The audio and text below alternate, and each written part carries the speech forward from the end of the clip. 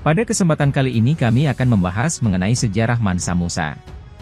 Mansa Musa menjadi penguasa Kekaisaran Mali pada tahun 1312, mengambil tahta setelah pendahulunya, Abu Bakar II, yang menjabat sebagai wakilnya, hilang dalam pelayaran yang dia lakukan melalui laut untuk menemukan tepi Samudera Atlantik.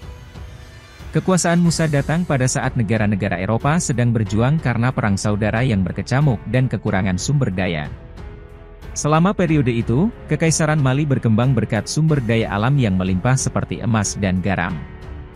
Dan di bawah pemerintahan Musa, kerajaan yang makmur tumbuh hingga menjangkau sebagian besar Afrika Barat, dari pantai Atlantik hingga pusat perdagangan pedalaman Timbuktu dan sebagian gurun Sahara. Ketika wilayah tumbuh saat Musa naik tahta, begitu pula status ekonomi warganya. Baru pada tahun 1324 dunia di luar perbatasan Mali akan melihat sekilas kekayaan raja yang sangat besar. Seorang muslim yang taat di komunitas mayoritas muslim, Musa berangkat dalam perjalanan ke Mekah untuk menunaikan ibadah haji. Tapi raja tidak bepergian sendirian. Pelayaran, yang akan menempuh jarak sekitar 4.000 mil, ditempuh oleh Musa dan sebuah kafilah yang terdiri dari puluhan ribu tentara, budak dan bentara, terbungkus sutra Persia dan membawa tongkat emas. Meskipun catatan jumlah pasti orang yang berpartisipasi dalam pelayaran itu langka, konvoi rumit yang mengiringi Musa berbaris di samping unta dan kuda yang membawa ratusan pon emas. Tentu saja, tontonan ini diperhatikan oleh penduduk di wilayah yang dilalui Musa, lagi pula, kelompok yang begitu masif tidak mungkin terlewatkan. Dampak yang ditinggalkan Kaisar Mali terhadap rakyat Mesir akan bergema selama lebih dari 1 dekade. Sesampainya di Kairo, karakter Musa ditampilkan sepenuhnya selama pertemuannya yang enggan dengan penguasa Kairo, Al-Malik Al-Nasir. Menurut teks dari sejarawan kuno Shihab Al-Umari, Musa disambut di Kairo oleh seorang bawahan Al-Nasir, yang mengundangnya untuk bertemu dengan sesama raja. Musa menolak tawaran tersebut, mengklaim bahwa dia hanya sedang dalam perjalanan haji ke Mekah. Alasan mengapa segera menjadi jelas bagi penonton. Saya menyadari bahwa hadirin memuakannya, karena dia wajib mencium tanah dan tangan Sultan, kata seorang pria bernama Emir Abu, seperti yang tertulis dalam dokumen. Saya terus membujuknya, dan dia terus membuat alasan, tetapi protokol Sultan menuntut agar saya membawanya ke hadapan kerajaan, jadi saya terus membujuknya sampai dia setuju.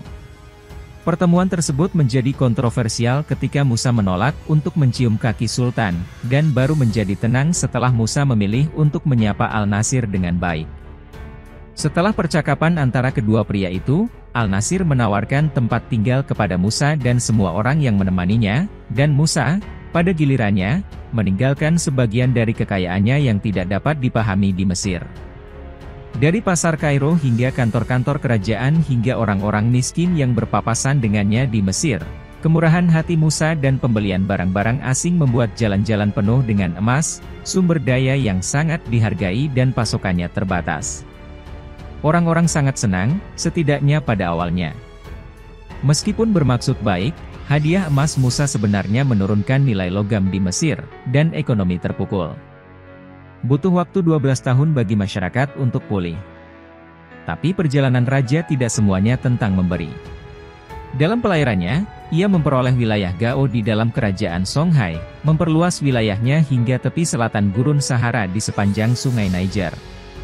Dia kemudian memiliki kerajaan yang membentang beberapa wilayah, termasuk Senegal, Gambia, Guinea, Niger, Nigeria, Chad, dan Mauritania saat ini, selain Mali.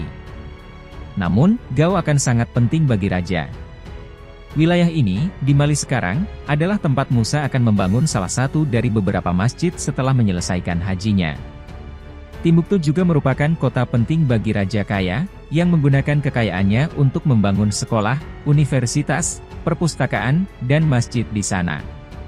Pusat perdagangan yang sedang berkembang adalah tempat Musa menugaskan Masjid Jingiwereber, tempat terkenal yang dibangun dari bata lumpur dan kayu yang telah teruji oleh waktu, tetap aktif selama lebih dari 500 tahun. Kabar tentang kekayaan dan pengaruh Musa baru menyebar keluar Afrika setelah pelayarannya ke Mekah. Kisah-kisah tentang konvoi dan kedermawanannya yang luar biasa terus diwariskan lama setelah kematiannya, yang diakini terjadi antara tahun 1332 dan 1337. Menjelang akhir abad ke-14, Musa telah digambar dalam Atlas Katalan tahun 1375, sebuah sumber penting untuk navigator Eropa abad pertengahan. Dibuat oleh kartografer Spanyol Abraham Chrescues, atlas tersebut menggambarkan Musa duduk di singgasana dengan tongkat dan mahkota emas, memegang nagit emas. Dari kelimpahan sumber daya alam yang dia tanam hingga pertumbuhan dan perkembangan komunitas yang dia tinggalkan, Musa memiliki legenda yang dapat membuat Black Panther fiktif mendapatkan uangnya. Sejauh menyangkut kekayaan, hampir tidak mungkin menghitung kekayaan yang dimiliki Musa selama hidupnya. Luasnya kepemilikan tanah dan material Musa, Profesor Sejarah Rekanan Universitas Michigan Rudolf Hoare menjelaskan dalam waktu, tampaknya benar-benar tidak dapat dipahami hari ini. Bayangkan emas sebanyak yang Anda pikir dapat dimiliki oleh manusia dan menggandakannya, itulah yang dicoba oleh semua akun. Untuk berkomunikasi, katanya. Ini adalah pria terkaya yang pernah dilihat siapapun. Terima kasih sudah mengikuti video-video kami, jangan lupa share, like dan subscribe agar bisa selalu mengikuti update video kami.